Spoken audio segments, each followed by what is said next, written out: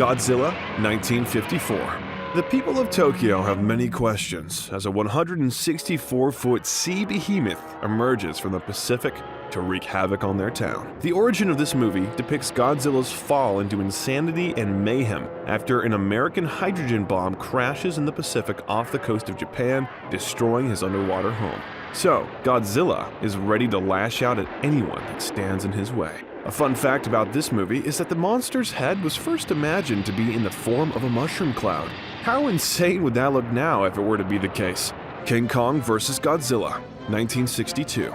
It is one of the most well-known crossover films in history, as well as one of the highest-grossing Japanese films. The main character of the film is a greedy publicist who uses King Kong as bait to try and sell more pharmaceutical advertisements on television. Unfortunately, Godzilla and King Kong are at odds as King Kong travels to the mainland. Watch this classic to find out who wins. Also, did you know that the pricey yak hair that made up the hair on the King Kong outfits was hand-dyed by Kai Miyaizo? Godzilla vs. Mothra, 1964. An archaeological research team travels to Infant Island in this part, a biome populated by tiny people with cosmic talents, to seek assistance as the world is on the verge of a catastrophic climate change scenario. Godzilla is then roused as a result, and due to the uproar on Earth, he joins the fight against the monster. A fun fact about this movie is that it had the largest attendance of all Godzilla films at the time, surpassing King Kong vs. Godzilla 1962, which sold roughly 12 million tickets. Godzilla vs. the Sea Monster, 1966. This movie features a teenager looking for his brother who gets on a criminal's boat that capsizes on Lecce Island, where terrorists have imprisoned the inhabitants of Infant Island. Thus, they decide to awaken Godzilla after spotting him asleep to free the villagers. Also, if you feel like you have become close to Infant Island, apologies. But this was the last Godzilla movie to feature a South Seas native tribe, and the last Toho movie to feature the people that call Mothra's home island, Infant Island, their home. Son of Godzilla, 1967. Godzilla found some quiet moments amid all the battles to give birth to an heir.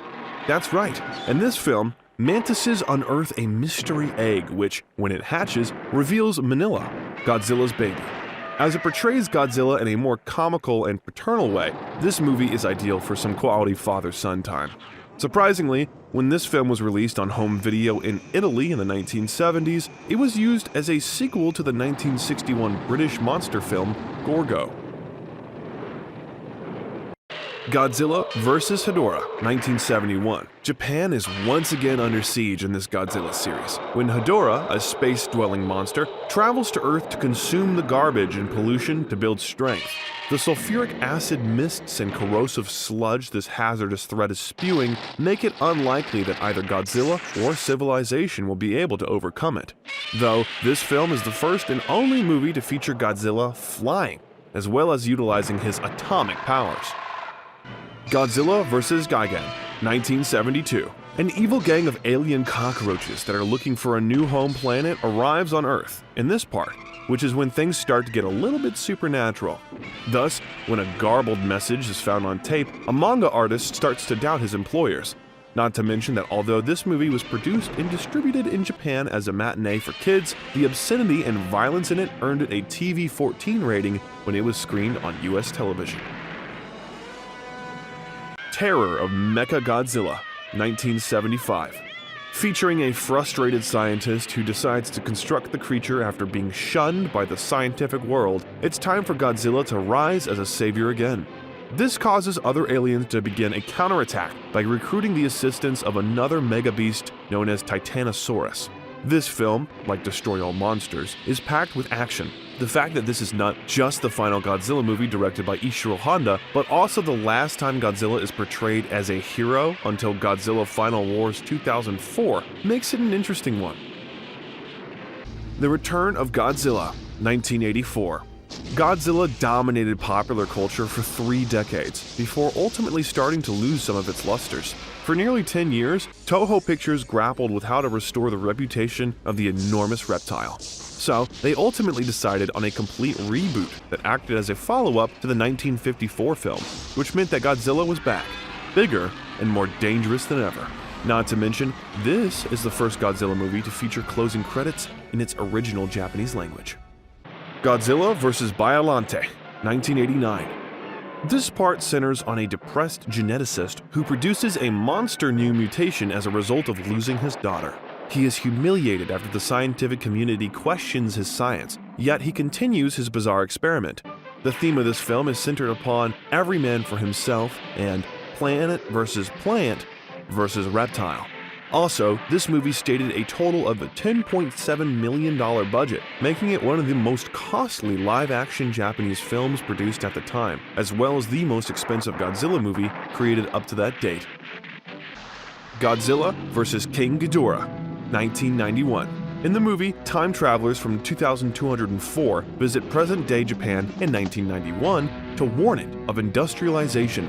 They claim that if they don't try to stop Godzilla now, he will be able to destroy Japan since Godzilla lives on nuclear energy. But all you need to know is that this time the travel-heavy film does feature a fantastic battle between Godzilla and Mecha King Ghidorah in the sea, making it anything but simple.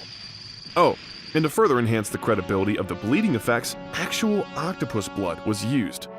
Yep. Mothra vs. Godzilla, 1992. The movie is based around greedy businessmen taking possession of Mothra's egg as it washes up on the shore, refusing to give it back to her fairies. Thus, the inhabitants of Infant Island must choose whether they will respond to Japan's cries for rescue when Godzilla emerges close to Nagoya. Not to forget that except for the Frontier missile sequence, this was the first Godzilla movie not to have significant revisions, as the picture stays true to the original plot. Godzilla vs. Mechagodzilla 2, 1993. The Japanese army teams up with the United Nations Godzilla Countermeasures Center to create Mechagodzilla, an anti-Godzilla device they call, as they are still recovering from the wars between Godzilla, Mothra, and Ghidorah from the previous part.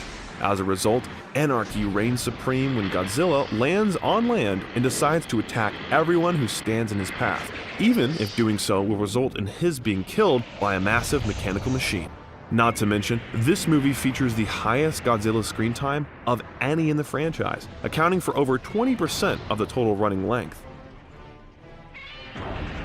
Godzilla vs. Space Godzilla, 1994. In the narrative of the film, a space Godzilla is created as a result of cross-pollination and an inexplicable space phenomenon.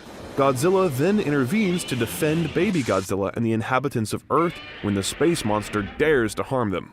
Also, commending its 40th anniversary, did you know that the American director Tim Burton reportedly informed the authors of a 2019 Japanese book about special effects movies from the Heisei era that this was his favorite Godzilla movie? Well, now you know. Godzilla vs. Destoroyah, 1995. After being struck by a uranium explosion in Godzilla vs. Destoroyah, our favorite monster undergoes a frightening and potent mutation, becoming Burning Godzilla. At the same time, the Tokyo Bay Aqua Line is undergoing fresh construction, which causes a frightening reawakening of mutant crabs with the ability to combine into one enormous creature known as Destoroyah. Just another day for Godzilla, right? Also, this movie, along with Mothra vs. Godzilla 1964, was the only one in the Godzilla franchise to win the domestic box office championship for an entire year. Godzilla, 1998. 1998 proved to be quite interesting for the American audience, since Godzilla made its way to the Western audience for a reboot. The action juggernaut Roland Emmerich directed the star-studded production, which was overseen by actor Matthew Broderick from Inspector Gadget and Ferris Bueller's Day Off. Additionally, it offered Godzilla a new Genesis tale in which a nest of lizards was accidentally mutated by French scientists during a lab experiment that went horribly wrong. Not to mention, the movie utilized enough paint to cover the whole Golden Gate Bridge. That's right! On the other hand, the cast and crew of this film ordered "It's Gojira, you moron" t-shirts for fun. Godzilla 2000 Millennium, 1999. The Toho business once more went back to the fundamentals of the monster brand after a string of underwhelming film reviews. So, for this particular project, they introduced the Millennium series as part of this new strategy, emphasizing standalone movies over overlapping continuity. This is why Godzilla 2000 is the first movie in this series, standing apart from the 40-decade-old canon that came before it. The story of this part revolves around an alien race that wants to use Godzilla's DNA's regenerating abilities to become immortal and conquer the entire planet. Godzilla vs. Megaguirus, 2000.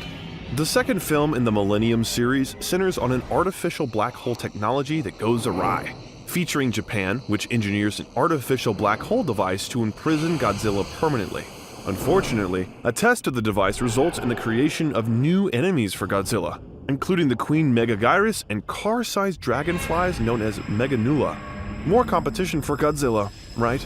Also, did you know that Toho continues to use actors from their science fiction movies from the 1950s and 1960s in their casting in this part as well? Yoriko Hoshi, who had previously portrayed Yoka in Mothra vs. Godzilla, plays Yoshina Yoshizawa in this sequel.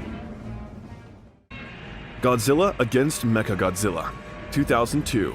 In the fourth installment of the Millennium series, this time, Godzilla battles Mechagodzilla, which is controlled by a person inside the machine.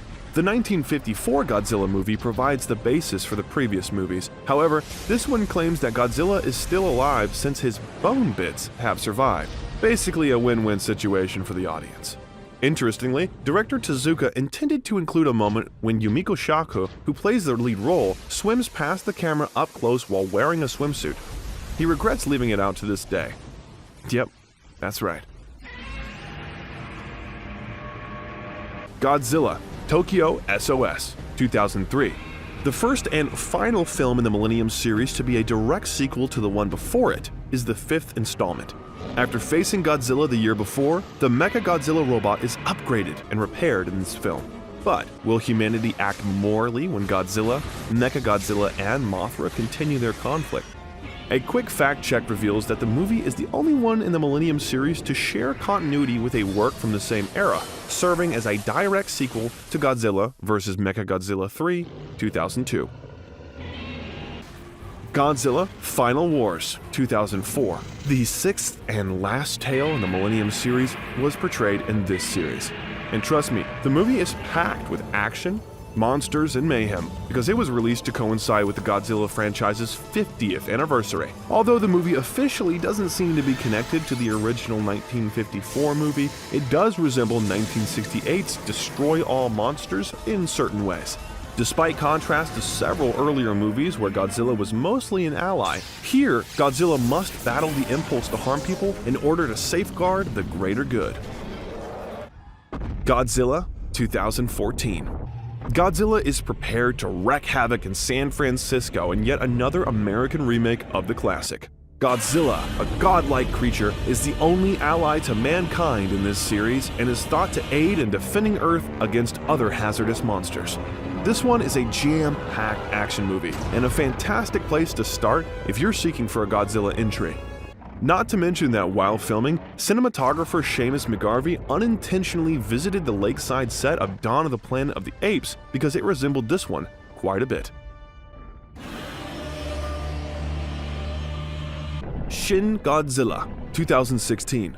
Shin Godzilla, also known as Godzilla Resurgence, was released by the Toho Company in Japan 12 years after the last Japanese Godzilla movie, Godzilla Final Wars.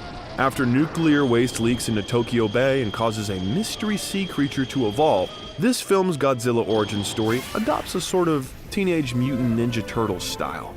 It's worth noting that Hideaki Anno, the director, originally planned to incorporate a family drama and a romance subplot in the film. Would have been fun if that were to be the case, right? Godzilla, King of the Monsters, 2019.